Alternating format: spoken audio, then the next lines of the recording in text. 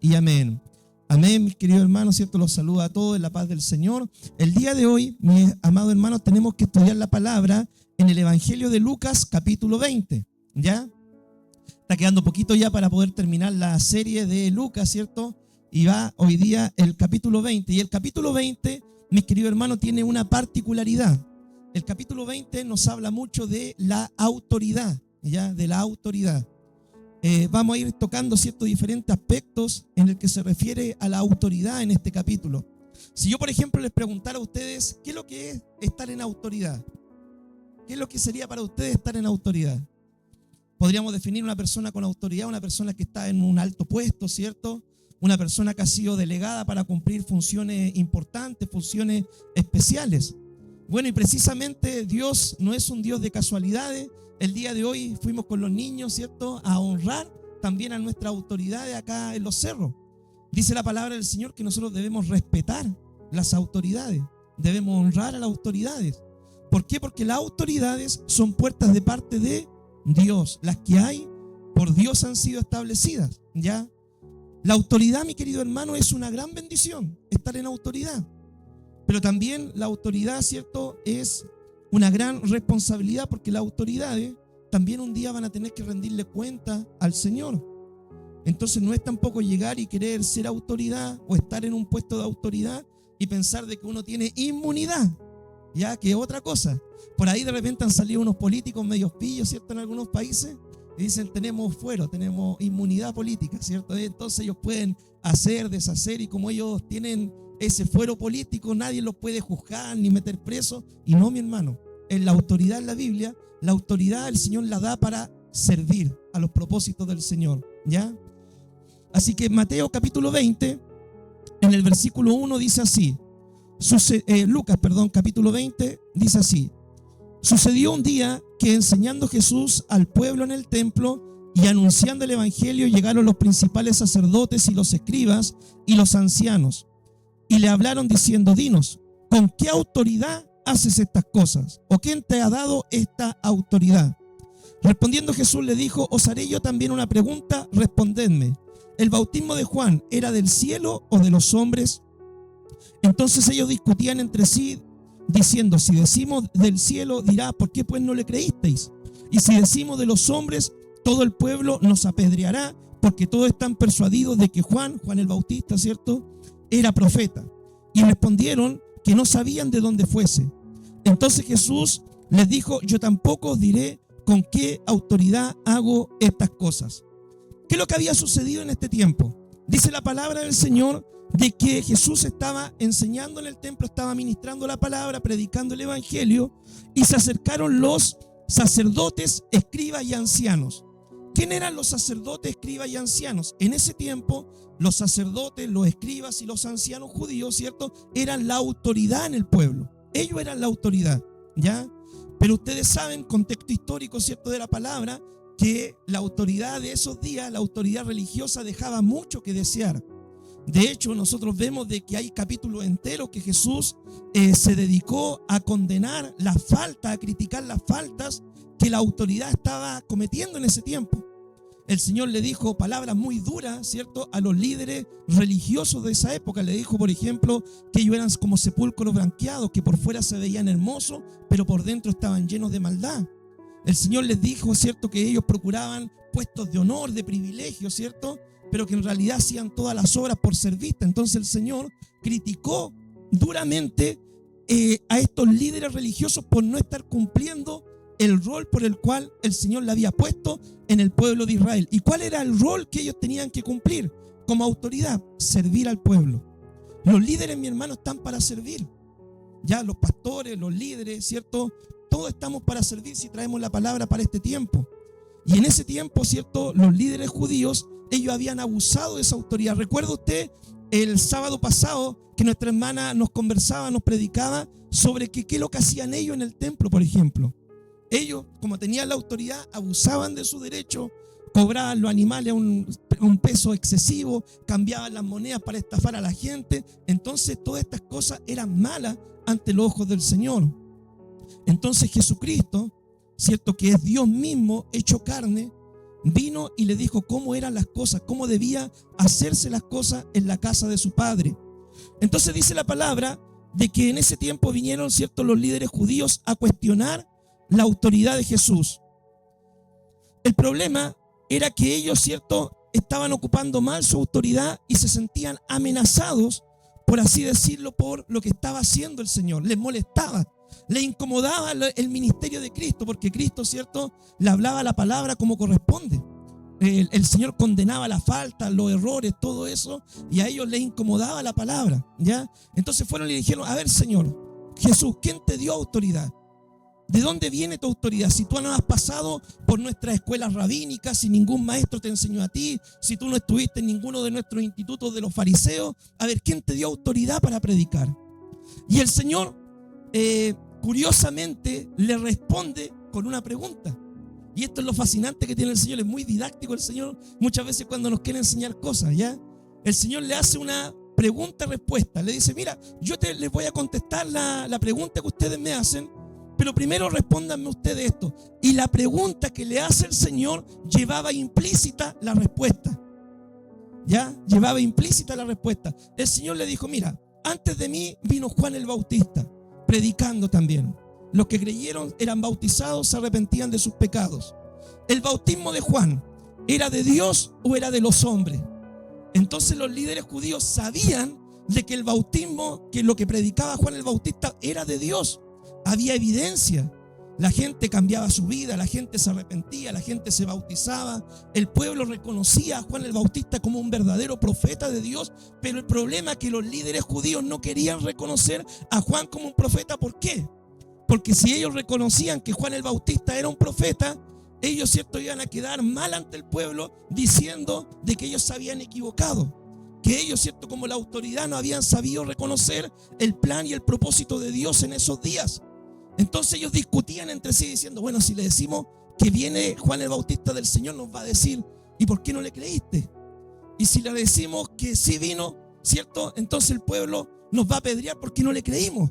Entonces ellos estaban así. Pero la pregunta llevaba implícita la respuesta.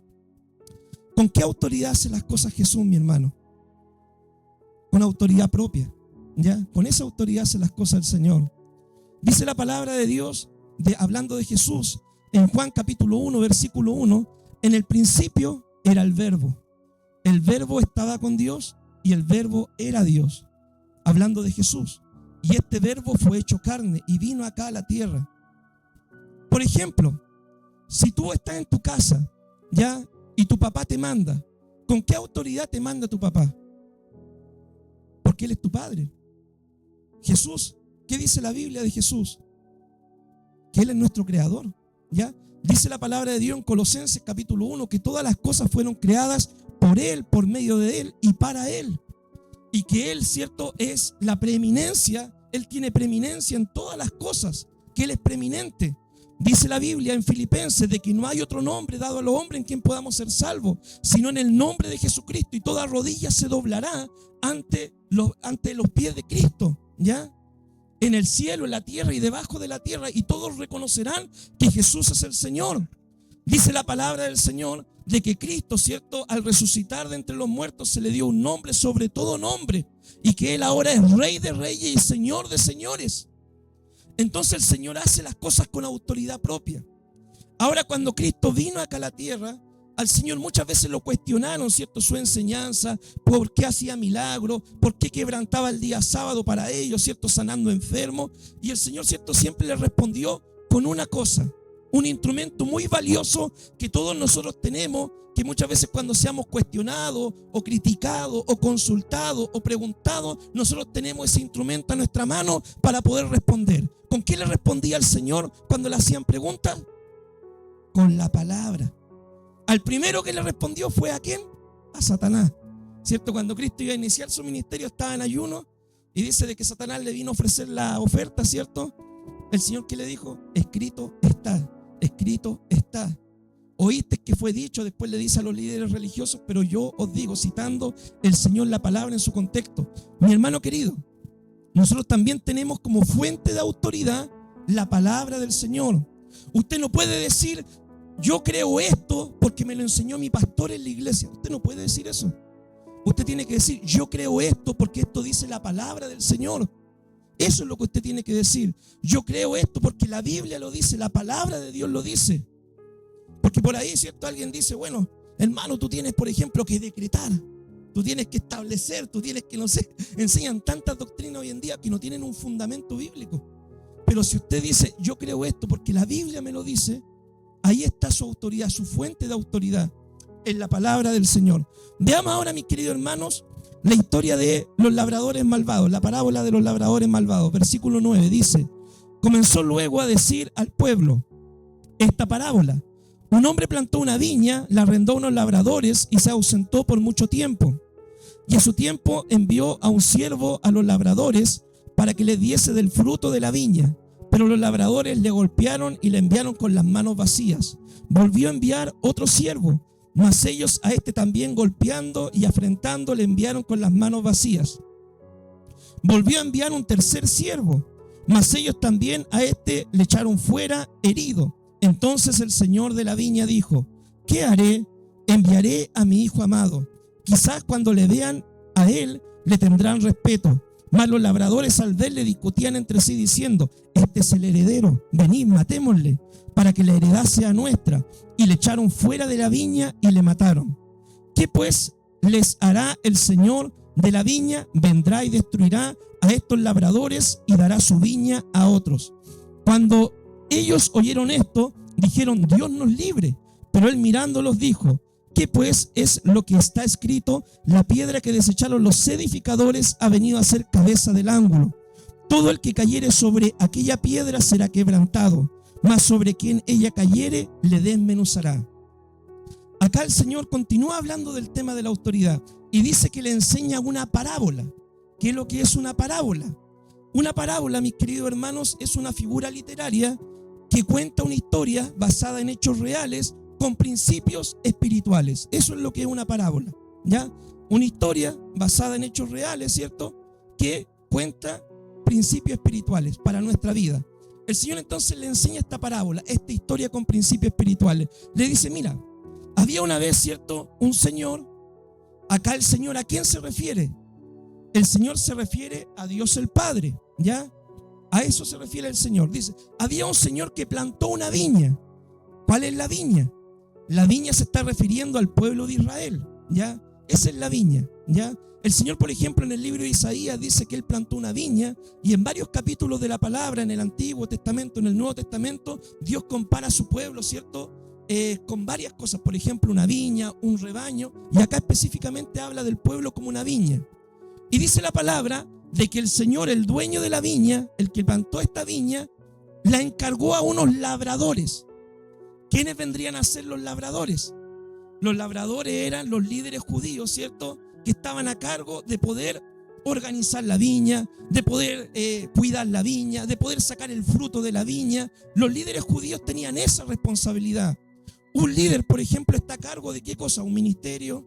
Un líder está a cargo de ¿qué cosa? Un departamento. Está a cargo de gente, está a cargo, ¿cierto? De programa. Un líder está a cargo de organizar algo, de cuidar algo, de velar por algo. Entonces el Señor delegó esta autoridad en estos labradores. Pero ¿qué sucedió? Que los labradores eran malvados, ¿ya? Entonces, qué importante, mis queridos hermanos, es que cuando se levanten líderes también sean líderes buenos. Por eso la Biblia pone requisitos para el liderazgo, ¿cierto? Que los líderes deben ser honestos, ¿cierto? Deben ser honrados, no deben ser dados al vino, deben ser fieles a su esposa. La lista pone una serie de requisitos, por ejemplo, en 1 de Timoteo capítulo 3, cuando nosotros queramos levantar líderes. Porque si hay líderes malvados, va a ocurrir esto, ¿cierto? Que dice la palabra, que por ejemplo ellos quisieron adueñarse de la viña. Entonces, ¿qué pasó? Llegó el tiempo de los frutos. Y el Señor, el dueño de la viña, mandó a sus siervos a buscar fruto en la viña. ¿Quiénes vendrían a ser los siervos? Los profetas que Dios envía. Los hombres, las mujeres de Dios que Dios levantó en el pueblo de Israel y le fueron a predicar al pueblo y decían, por ejemplo, reyes, es necesario que se arrepientan de su maldad. Hubieron reyes muy malos, hermano, en el tiempo de Israel. Manasés, por ejemplo, fue uno de los reyes más malos. Acab, ¿cierto? Fue un rey malísimo en el reino del norte. Entonces, pero ahí, por ejemplo, Dios levantó a Elías, Dios levantó a Eliseo, ¿cierto? Dios levantaba a sus profetas y le hablaban. Algunos de ellos lo apedrearon, algunos de ellos no lo escucharon, algunos de los profetas lo echaron fuera y a algunos profetas los mataron. ¿Ya? Por ejemplo, usted verá la historia de Jeremías, hermano. Yo siempre digo, Señor, por favor, no me hagas como Jeremías, Señor, porque yo no quiero fracasar en el ministerio, porque humanamente, hermano, si uno ve la historia de Jeremías, hermano, él predicaba, le hablaba al pueblo, el pueblo no quería entender, el pueblo era rebelde. Jeremías lo metieron al cepo, Jeremías lo metieron al hoyo con fango, a Jeremías, ¿cierto?, lo metieron en la cárcel, pobre Jeremías, hermano. Y él, fiel a su ministerio, y él decía, Señor, yo he querido dejar de predicar, pero siento un fuego en mi corazón que no puedo dejar de predicar. Y Jeremías lo pasó malísimo en su ministerio. Por eso a Jeremías se le conoce como el profeta llorón. Yo digo, Señor, por favor, yo quiero ver fruto, Señor, que no me dis tanto porfiado, dame gente que entienda, Señor. Entonces, mi hermano, así los profetas iban al pueblo y los líderes religiosos, cuando hablamos de los líderes religiosos judíos, los reyes, los jueces, los sacerdotes, los levitas, los que estaban a cargo del templo, no querían escuchar los profetas, ¿ya? Y hacían todas estas cosas con los profetas. Finalmente dice el Señor, el dueño de la viña, voy a enviar a mi hijo amado. ¿Quién es el hijo amado? Nuestro Señor Jesucristo, ¿cierto? El Padre dijo, voy a enviar a mi hijo. A mi hijo le van a tener respeto, ¿ya? Porque es mi hijo, ¿cierto? Se supone que lo van a respetar. Y cuando vino el hijo, ¿qué dijeron los labradores? Este es el heredero, ¿cierto? Matémosle y la heredad va a ser nuestra. ¿Qué es lo que quisieron? ¿Qué es lo que quiere decir esa expresión? Vamos a matar a Jesucristo, ¿cierto? Y nosotros nos vamos a quedar con el monopolio religioso del pueblo de Israel. No queremos que Él nos incomode, queremos seguir viviendo nuestra vida a nuestra manera. Cuando Cristo vino al pueblo, ¿cierto?, de Israel, dice, a los suyos vino y los suyos no le recibieron. Le rechazaron al Señor. Su pueblo, ¿cierto?, su heredad le rechazó. ¿Ya? Entonces los líderes judíos dice de que instigaron de hecho a las multitudes. ¿Y qué es lo que pidieron? Que Cristo fuera crucificado, pensando de que así iban a terminar con Jesús. Pero ¿qué sigue diciendo la palabra? El Señor después le dice, mira, cuando venga el Señor de la viña, el dueño de la viña, destruirá a los malos. Quien cae sobre esta piedra será quebrantado, pero quien sobre esta piedra cayere, le va a despedazar. Eso dice la palabra. Hermano querido, ¿qué es lo que está tratando de decir el Señor? Ustedes me están rechazando, le estaba tratando de decir Jesús a los líderes religiosos.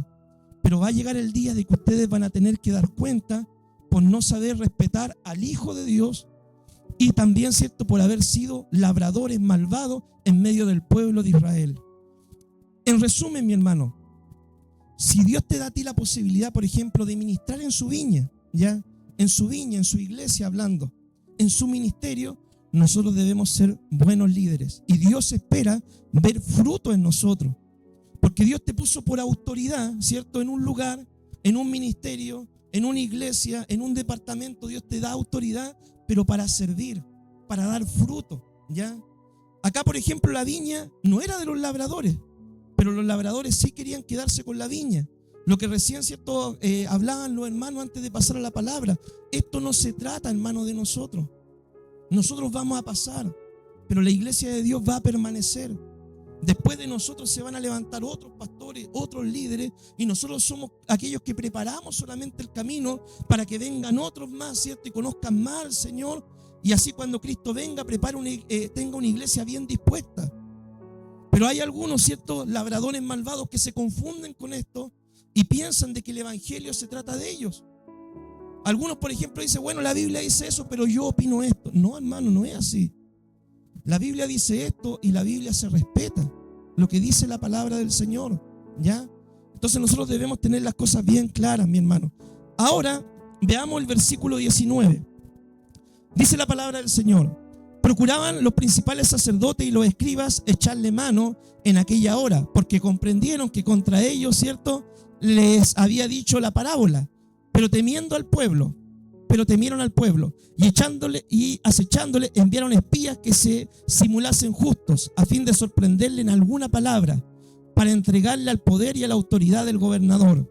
Y le preguntaron diciendo: maestro, sabemos que dices la verdad y enseñas rectamente, y que no hace acepción de personas, sino que enseñas el camino de Dios con verdad. Son lisonjeros, ¿cierto? Los que querían ahí hacerle la trampa al Señor, ¿cierto? Le dicen, no, Señor, con harto aspaviento, ¿cierto? Señor, eres amante de la verdad. Tú, Señor, eres lo más sabio. El lisonjero se llama eso, ¿ya? Aduladores. Dice, no sé lícito dar tributo a César o no, mas él, comprendiendo la astucia de ellos, porque el Señor se dio cuenta de la pillería que había en las preguntas que le hacían, mas él, comprendiendo la astucia de ellos, les dijo, ¿por qué me tentáis? Mostradme la moneda. ¿De quién es la imagen y la inscripción? Y respondieron y dijeron, de César. Entonces les dijo, pues dad a César lo que es de César y a Dios lo que es de Dios. Y no pudieron sorprenderle en palabra alguna delante del pueblo, sino que maravillados de su respuesta, callaron. Acá, ¿qué es lo que dice la palabra? Dice que vienen los principales sacerdotes y los escribas, ¿cierto? Querían echarle mano, pero no podían. ¿Por qué? Porque el pueblo sabía y reconocía que Jesús, ¿cierto? Era un siervo de Dios, un profeta de Dios. Bueno, el pueblo ahí estaba recibiendo la palabra, ¿ya? Entonces reconocían que Jesús venía de Dios. Los líderes religiosos no querían reconocerlo. ¿Quién eran los escribas, mi hermano? En ese tiempo los escribas eran aquellos que se encargaban de copiar los textos bíblicos, ¿cierto? Porque en ese tiempo no había impresora, obviamente, ¿cierto? No había internet ni nada de eso. Entonces ellos copiaban a mano los textos bíblicos, una copia, otra copia, y esas las repartían en las diferentes sinagogas, ciudades, ¿cierto? Para que todos tuvieran la palabra del Señor. Ese era el trabajo de los escribas, ¿ya? Entonces dice de que estos, junto con otros, enviaron unos espías, ¿cierto? En otro capítulo dice que enviaron a los herodianos. ¿Quién eran los herodianos? Aquellos judíos que apoyaban el partido de Herodes, ¿ya? Herodes, ¿cierto? El gobernante en ese tiempo, que estaban a favor del gobernante, ¿cierto? Lo enviaron a hacerle con preguntas al Señor, preguntas capciosas se llama eso, preguntas con pillería. Y le dicen, Señor, sabemos que eres amante de la verdad, que tú enseñas con verdad el camino de Dios. ¿Nos es lícito dar tributo a César o no? ¿Daremos o no daremos? Hablemos un poquito, mi hermano, sobre el tributo. Nosotros los cristianos debemos pagar tributo, ¿no? Exactamente. ¿Qué eran los tributos? Los tributos son los impuestos, hermano, ¿ya? Y nosotros, ¿cierto? Cada persona, siempre el mundo ha sido así. El más chico le paga al más grande, ¿ya? Y nosotros, por ejemplo, cada cosita que usted compra, mi hermano, un reloj, una Biblia, un celular, lo que usted compre, usted, el gobierno, ¿cierto? ¿Qué es lo que le pide? El impuesto, el IVA, ¿cierto? ¿Qué es lo que era el IVA, pastora? ¿Qué es lo que era el IVA? Impuesto, valor agregado, ¿cierto? Entonces, que en la mañana le estuvimos enseñando a los niños, decíamos, para que se vayan preparando, le dijimos. Entonces, todo lo que usted compra tiene un IVA. Me parece que el IVA rondea los el 19%, ¿ya? Es decir, 19% es casi un 20%, ¿ya? Por ejemplo, si esto vale 10.000 pesos, ¿cierto? El IVA de esto, el 19%, vendría a ser como algo de 1.900, 1.800 pesos, ¿ya? Que es un valor agregado que usted le tiene que pagar al gobierno. Ahora, mi hermano, a nadie le gusta pagar impuestos, ¿cierto? Por nosotros, ojalá tuviéramos más plata y no pagaríamos los impuestos. Pero los impuestos son necesarios, ¿ya? Y los impuestos son impuestos, ¿ya? Valga la redundancia, es decir, no es si usted quiere pagarlo o no los quiere pagar, los va a tener que pagar igual, ¿cierto? Sí o no, lo que compre va a ir con ese valor agregado. Los impuestos, mi hermano, sirven para cosas muy útiles. Por ejemplo, con los impuestos se sustenta la salud. Gracias a Dios, mi hermano, ¿cierto? Nosotros en Chile, yo he estado en Argentina y Chile, por ejemplo, tiene una salud dentro de todo, salud pública muy buena. A mi esposa le dan los remedios gratis, la atienden, ¿cierto? Uno tiene que esperar un poquito y todo, pero gracias a Dios yo no me quejo, porque yo he estado en otros lados y sé que en otros lados cuesta más ver salud, ¿ya? Yo he recorrido 5 hospitales en Argentina y no me pudieron atender una vez por un problema de salud que yo tenía. Con los impuestos, mi hermano, se paga la educación también. ¿Cuántos, por ejemplo, han recibido la bendición de estudiar con gratuidad? ¿Ya? Eso no es gratuidad en sí mismo, sino que esa gratuidad la pagan los impuestos de todos los chilenos, ¿ya? Con los impuestos se le pagan los sueldos a los políticos. Ahí como que no nos gusta mucho a nosotros, ¿cierto? Y es como más o menos donde iba enfocada la pregunta que le hicieron al Señor. Señor, daremos tributo a César porque César era el político de ese tiempo. para los judíos pagarle tributo a César, hermano, eso era lo peor que podía pasar. Y para nosotros, ¿cierto? Muchas veces no queremos apoyar, ¿cierto?, a los políticos que están de turno por el partido o color político que sean, porque nosotros decimos, no, que los impuestos se los roban, que hacen esto, otro, ¿cierto? Pero eso es otro tema, para otra prédica. Pero mis hermanos queridos, todos debemos pagar los impuestos, los tributos. Los tributos no siempre son justos. A nosotros no siempre nos parecen justos. De repente nos pueden parecer hasta excesivos. Por ejemplo, usted va a cargar benzina y al auto, ¿cierto? Usted carga cierta cantidad de benzina y eso tiene un impuesto que usted paga muchísimo más del 19%, por ejemplo. ¿Ya? Entonces hay impuestos que quizás no nos parecen justos, pero están impuestos y nosotros debemos respetarlos. ¿Ya? ¿Qué pasaría si nosotros no pagáramos los impuestos, mi hermano? Si nosotros no pagamos los impuestos, lo más probable es que si usted tiene un negocito, llegue servicio puesto interno, ¿cierto? Una multa, un parte, le cierran el negocio y tenga que pagarlo igual, o si no, usted tendría que ir a visitar el calabozo que estuvimos viendo con los niños hoy día en la mañana. ¿Ya? Entonces los impuestos, mi hermano, hay que pagarlos, si no uno corre ese riesgo. Ahora la pregunta, que es una pregunta ética que nosotros nos hacemos es, ¿y qué pasa con los políticos que usan mal los impuestos? Porque esa es la pregunta de fondo y la que nos molesta a nosotros muchas veces. La Biblia dice, al que impuesto, al que tributo, tributo, al que honra, honra, al que respeto, respeto. Nosotros, mi hermano, debemos pagar igual nuestro impuesto independiente de cómo ellos lo ocupen. Ahora, ellos un día van a dar cuenta delante del Señor de cómo usan los recursos públicos que nosotros los chilenos pagamos, ¿ya? Independiente de cómo se use, uno paga sus impuestos y un día cada uno va a dar cuenta delante del Señor. Ahora Jesús le dice algo así, le dice, dad a César lo que es de César y a Dios lo que es de Dios. ¿A qué se refiere esta palabra? Nosotros al mundo le pagamos nuestros tributos, nuestros impuestos, y a Dios nosotros, ¿qué es lo que le debemos dar? A Dios, ¿cierto? ¿Qué es lo que nos pide el Señor? Nuestra obediencia a la palabra de Dios. Eso es lo que nos pide el Señor. Al mundo, ¿cierto? Nosotros pagamos nuestros impuestos, lo que nos pide el mundo, que respetemos las leyes del mundo, ¿cierto?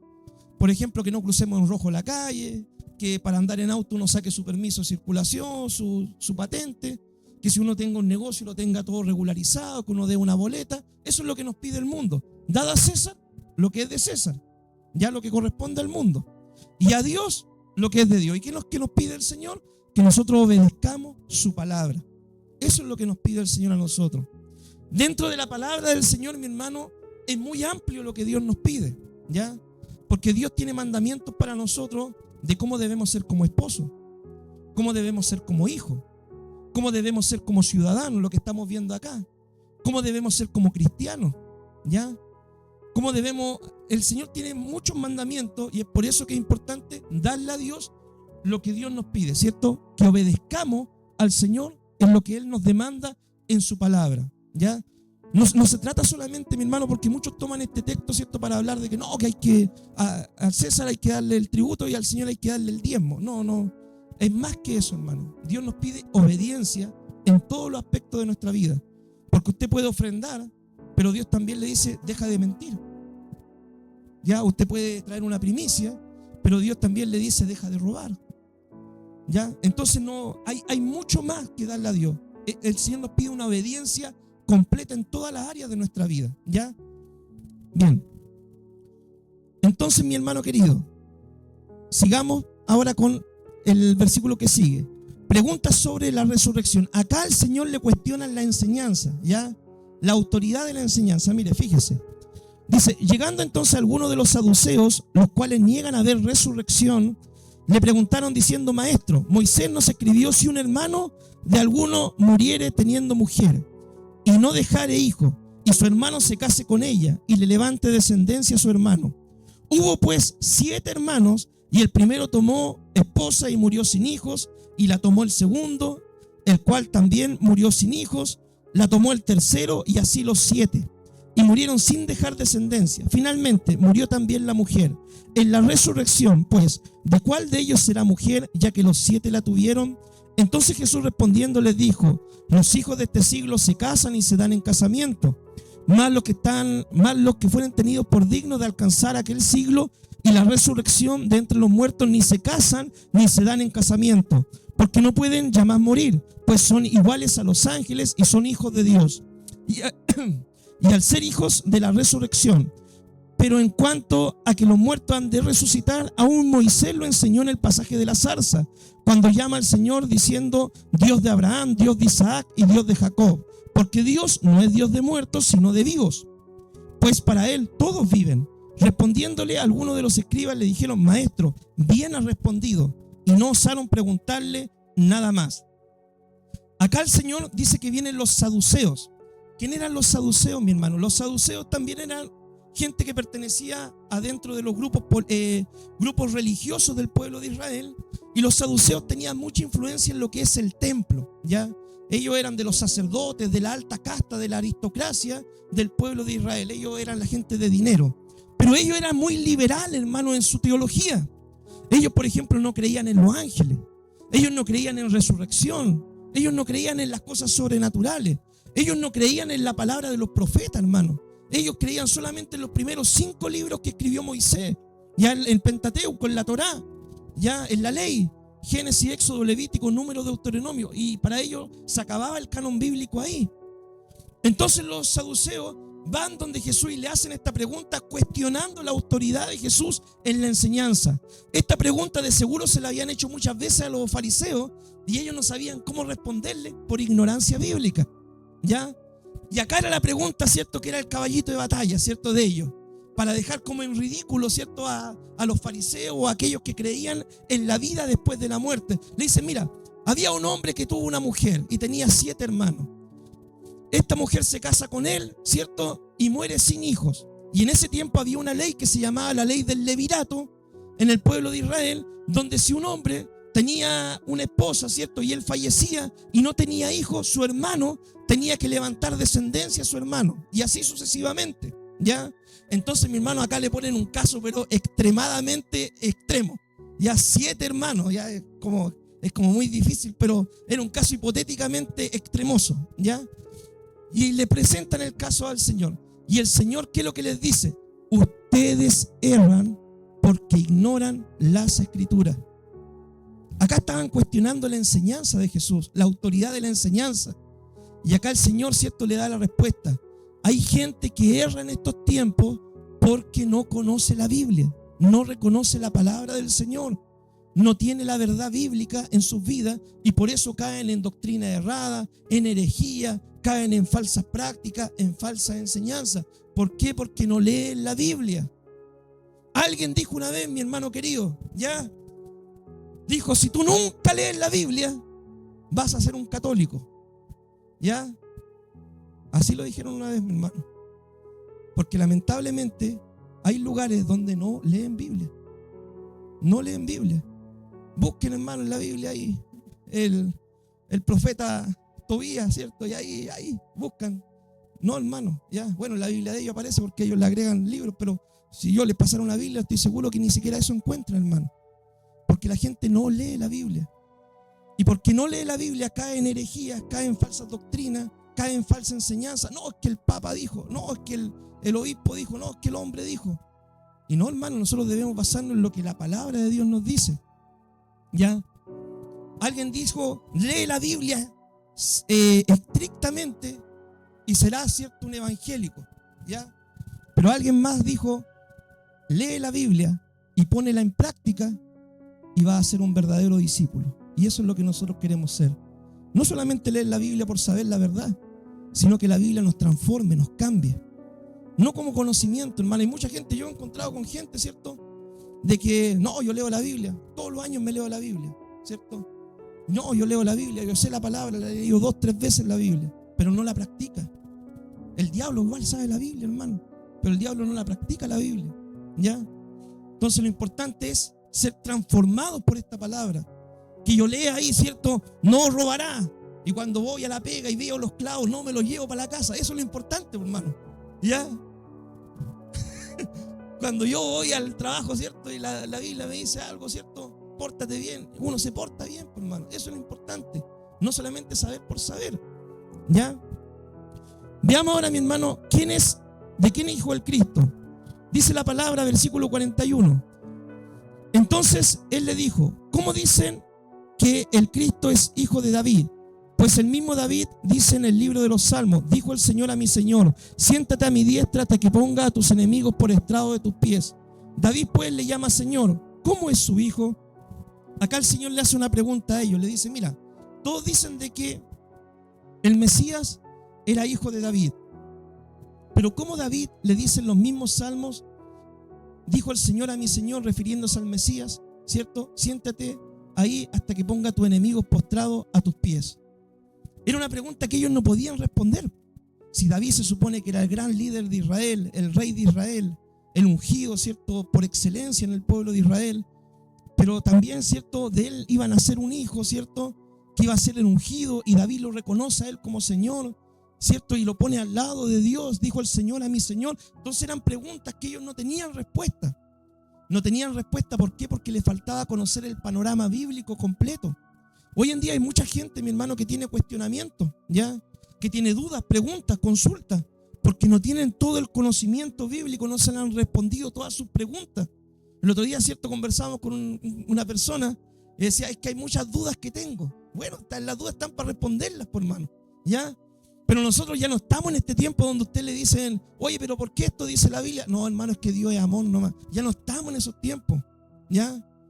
Si usted, por ejemplo, dice algo mal en una prédica, los jóvenes, ¿qué es lo que van a hacer ahí? Van a buscar ChatGPT y después le dicen: no, pastor, mire, esto dice la palabra, porque acá el ChatGPT me dijo de que esta es la respuesta. Ya uno no puede llegar y tirar un dato así nomás por así. Ahora uno tiene que tener preparación, fundamento, hermano, para responder las preguntas, las inquietudes de la gente. Ya hay que estar preparado, ¿ya? Entonces el Señor le hace esta pregunta, ellos no tenían respuesta. Y esta pregunta es fácil, ¿cierto?, de responder cuando uno entiende la Biblia. Dios le había hecho una promesa a David y le dijo que de su descendencia iba a levantar el Mesías, uno que iba a reinar por siempre, y su reino sería imperecedero, que no iba a perecer, que iba a ser para siempre, ¿ya? Entonces, el único que cumple esta cualidad es nuestro Señor Jesucristo, porque Cristo murió, pero resucitó al tercer día, y Él ahora reina por siempre y para siempre, ¿ya? Entonces eso, mi hermano. Veamos, ¿cierto?, la última parte de la palabra, ¿cierto?, que dice así, versículo 45. Y oyéndole todo el pueblo, dijo a sus discípulos: guardaos de los escribas que gustan de andar con ropas largas y aman las salutaciones en las plazas y las primeras sillas en las sinagogas y los primeros asientos en las cenas, que devoran las casas de las viudas y por pretexto hacen largas oraciones. Estos recibirán mayor condenación. Acá ahora el Señor contraataca, ¿cierto? Y le dice: miren, ya me cuestionaron los escribas, los fariseos, los líderes, ahora me toca a mí responderle a ellos. Y el Señor le dice: guárdense, discípulos, de los fariseos y de los escribas, de los religiosos, ¿cierto? ¿Por qué? Porque ellos, por ejemplo, dice, aman, ¿cierto?, las salutaciones en las plazas. Bueno, hay varios capítulos que hablan de esto, que los hombres los llamen rabí. Les gusta el reconocimiento, les gustan los primeros sillas en la sinagoga, ¿cierto?, en los lugares de reunión judíos. Les gusta, ¿cierto?, que los llamen rabí, maestro, que el ego de ellos esté en alto, ¿cierto? Bueno, un día alguien dijo, ¿cierto?, curiosamente también, hoy en día ya no tenemos predicadores, hermano. Hoy en día tenemos puros doctores nomás, ¿cierto? No operamos a nadie, pero tenemos puros doctores nomás, ya en teología y todo el tema. No, mi hermano, ¿qué dice la palabra? El mayor entre ustedes sea vuestro siervo. Así que, hermano querido, cuando usted de repente lo salude un hermano, o yo mismo, un pastor o alguien, le diga: ¿cómo estás, siervo? Bien estoy, siervo. Por eso nosotros los tratamos de siervo muchas veces. ¿Cómo estáis, siervo? Bien, siervito. Todo bien, siervito. Amén. ¿Sí o no, siervito? Amén, pues. Entonces, mi hermano, nosotros no debemos buscar el reconocimiento, la popularidad de nuestro nombre. Debemos buscar el reconocimiento de Jesús, de Dios, ¿ya? Pero acá ellos luchaban con eso, ¿cierto? Lo otro, y muchas cosas más que el Señor le critica, que ellos no practicaban la palabra, que eran hipócritas, ¿cierto? Es decir, que eran como el padre Gatica, que predican pero no practicaban, ¿ya? Y dice, encima hacen largas oraciones, ¿cierto? Aparte eran aburridos. Entonces, mi hermano, para yo no caer en eso tampoco, Ya, vamos a dejar hasta acá el mensaje, ¿cierto? Y vamos a orar al Señor. Amén. Y vamos a darle gracias al Señor por este mensaje y que Dios nos ayude, mi hermano, a poder nosotros respetar la autoridad. Tú estás rodeado de autoridad, hermano, ¿ya? Por ejemplo, en tu casa, tu autoridad para los jóvenes son ¿quién? Tus padres, ¿ya? En el colegio, hoy en día, hermano, esto está pero muy desatado en la sociedad porque no tiene en cuenta la palabra. En el colegio, ¿quiénes son tus autoridades? La gente mayor, ¿cierto? Los que trabajan en el colegio, los profesores, los directores, esos son la autoridad. Acá, por ejemplo, en los cerros, ¿quiénes vendrían a ser nuestras autoridades? Los carabineros, ¿cierto? Que ellos resguardan el orden público acá, ¿ya? En la iglesia, ¿quiénes son la autoridad? Los pastores, los líderes, mi hermano, ¿ya? En tu trabajo, ¿quiénes son la autoridad? Tus jefes, ¿cierto? Entonces nosotros debemos respetar, mi hermano, la autoridad. Amén. Así que Dios nos ayude con esto y siempre basar nuestra enseñanza en lo que la palabra de Dios, ¿cierto?, nos dice. Porque si alguien dice, ¿y por qué hacen esto ustedes? Porque está basado en la Escritura. Y la Escritura es lo que nos da autoridad a nosotros, ¿cierto?, para poder hacer las cosas. Oramos al Señor. Padre, te damos gracias, Dios, por este tiempo de enseñanza. Amado Dios, ayúdanos, Señor, a poder siempre respetar tu autoridad, Señor. Padre, tú nos dejaste un manual, nos dejaste tu palabra para que nosotros la podamos poner por obra, Señor. Tu palabra es la que manda, la que nos guía, la que nos dirige. Y ayúdanos, Señor, a siempre respetar tu autoridad, lo que tú dejaste establecido en la palabra. Perdónanos, Señor, si en algunas áreas, Señor, quizás no estamos ordenada nuestra vida a lo que tu palabra nos demanda. Y te pedimos, Señor, que tú vayas trabajando en esto en nosotros también. Y que tú nos ordenes, Señor, cada día conforme a lo que tú nos pides, Señor, para que nosotros, como decía el devocional el día de hoy, podamos ser luz donde quiera que estemos, Señor. Y no caigamos en esto que tú le criticaste tanto a los escribas, a los fariseos de esa época, que eran solamente apariencia, pero no había un cambio ni transformación de vida. Señor, amado Dios, ayúdanos, Señor, a someternos a tu palabra, a tu autoridad, para así ser transformados de una forma radical y poderosa. En el nombre de Jesús, amén y amén.